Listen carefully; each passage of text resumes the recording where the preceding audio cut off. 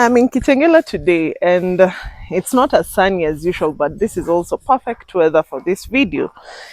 I'm in another container house. This container house has been built by someone who has a background in engineering, but not necessarily interior design or architecture. But what they've managed to do, I can tell you it's a work of art. Very beautiful. And the beauty is also seen in how they've managed to furnish it. This is a house that needs to come in two parts because there are two houses. So in this video, I'm going to show you the first house. You'll have to stick around to see the second house. So instead of telling you too much, let me take you to the house. The first house is made out of two 40-feet containers, but designed very creatively, leaving a 4-foot gap between the two 40-feet containers. This has allowed the design of the house to accommodate extras such as a corridor and also just to expand the interior rooms, as you will see in just a bit. The outdoor has been painted a simple grey with a touch of red, and the windows and doors are in white. So when you walk in, the first thing you first meet is the kitchen, and it's an open plan kitchen that welcomes you into the space. It's then that you notice there is a beautiful section left for a living lounge, and then there is a dining area and a small office. The office has been tucked away very creatively to first seem like it is not in the space, but then again to be part of the space. You'll notice that there is lighting coming above the high level kitchen. That is a space that was provided from the difference in container heights. These two containers that have been used to create this house are in two different heights. The first one, which is the front face, is a high cube, yet the back one is a low cube. And so with the 1 foot difference that you get from the two heights, the owner has chosen to make use of that space and create a skylight that runs from one end to the other. So that skylight cuts across the living area, toilets, all the way to the bedrooms. Then it has two bedrooms. This is the master bedroom that has a simple nook. I'll tell you more about the bedroom as we progress. It's encouraging to know that this channel helped in the design process of this house. The owner shared that from watching some of the videos in this channel, as well as videos shared in other different platforms, he was able to combine those ideas and come up with one creative design that is this build. You can almost forget you're in a shipping container house. Even for me, who has found love in shipping containers, this feels more like a brick and mortar house than a shipping container.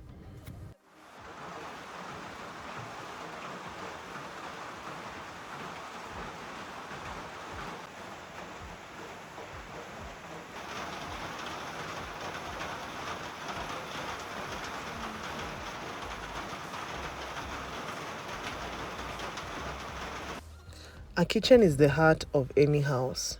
Even if you design the rest of the house so beautifully, but your kitchen does not work as it should, your house is not well designed. That's the main reason why I prefer testing out the kitchen, to just see if the house is well designed. And so, as I do in all the videos, I have to prepare a meal in it. Today we are cooking meat and mudokoi with a bit of vegetables, but that's not the whole point of this video. When I cook in a kitchen, I try to see how three different spaces interact. That is the kitchen, the cooking area, and the storage area. Other than that, I also try to see if the counter spaces are enough to allow me make a quick meal without running across the kitchen. The design of this kitchen not only helps you cook effectively, but it also allows you to interact with other users of the space. Whether they're in the office section or at the dining area or at the lounge area, you're able to interact with them effectively from the kitchen.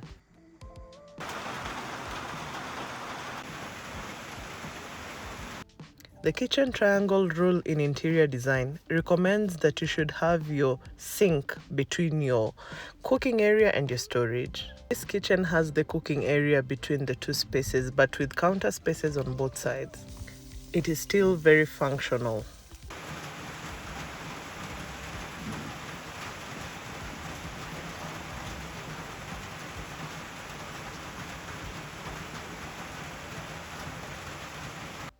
This house is safety sensitive. I like the fact that he has considered two options in case of any fire that may come up in this house.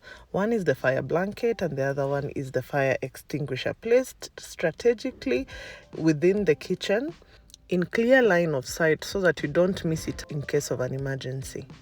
As you can see, we are trying to work as we cook, and an open plan kitchen, this well designed, allows you to have that luxury that you can continue with something else as you give your food time to cook. This kitchen is big enough to accommodate a 5-burner cooker. With a kitchen as big as this, a 5-burner or a 6-burner truly makes sense because it allows you to cook a number of meals at once.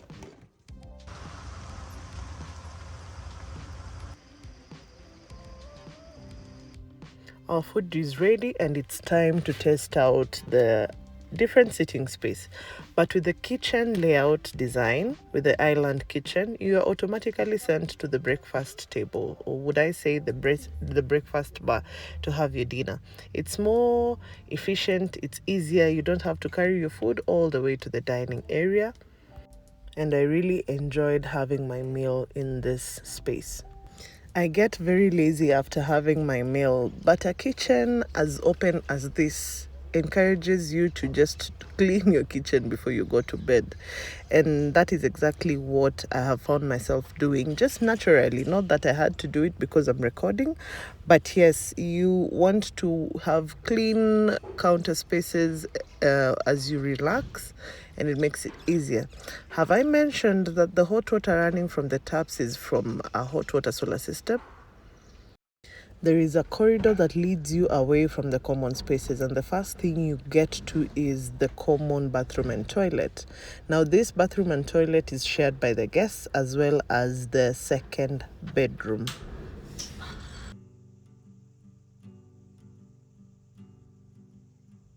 The house is tastefully furnished, giving it the feeling of a homely, a cozy kind of house. Very different from the houses I've visited, I must say. This has not been designed or furnished to feel like a commercial space or an Airbnb. You can clearly see the homely feel intended for this space. What I love most is the consideration of storage spaces, and if it's not too obvious in the videos, you can see that the width of the bedroom is not the normal width of a shipping container. This has been made possible by the 4-feet gap between the two 40-feet. Remember the 4-feet gap that I pointed out at the beginning of the video? That is what that has allowed this bedroom to be this big. The master bedroom also enjoys this 4-feet gap, and you can see it from the beam that is running across the master bedroom. Also, the consideration of storage space is very sensitive and very thoughtful.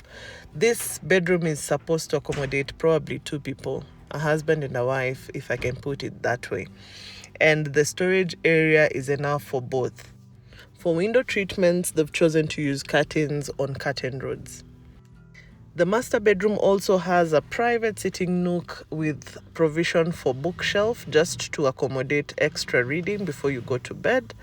The bedroom is also ensuite with a well thought out layout, proper sink, storage area, and a decent shower area to accommodate 2 people showering at the same time if that is your fancy. I like the use of a shower curtain instead of a glass partition. I always tend to think that it makes the bathroom spaces feel bigger, and it also makes it easier to clean the bathroom. All spaces have been fitted with extractor fans to help the windows in cross ventilation.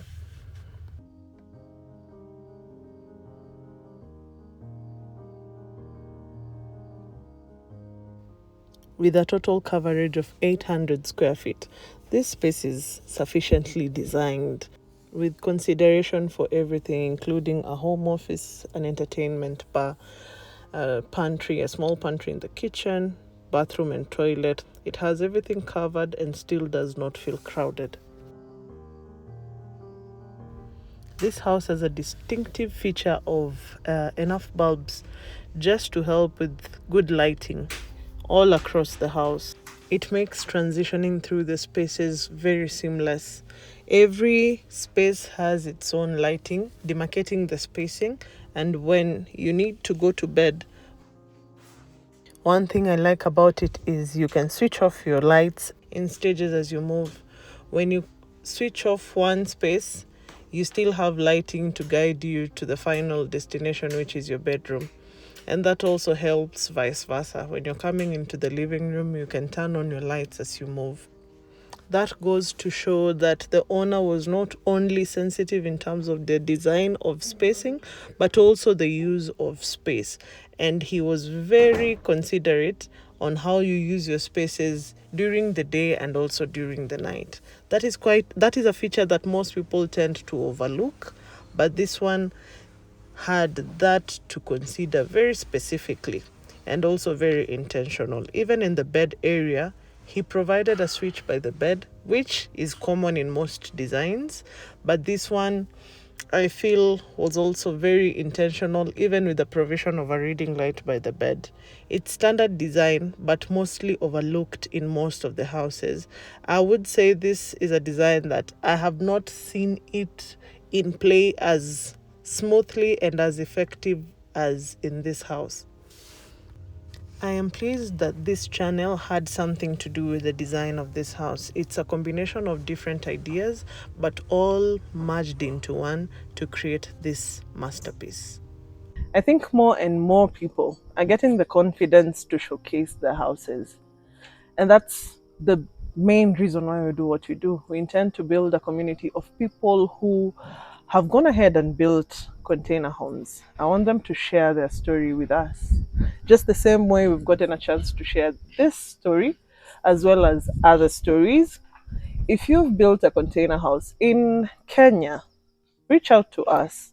We'll be sure to come and tell your story. We'll be your mouthpiece. We'll be the ones to tell your story and just interact with your spaces. See how beautiful these container homes are getting?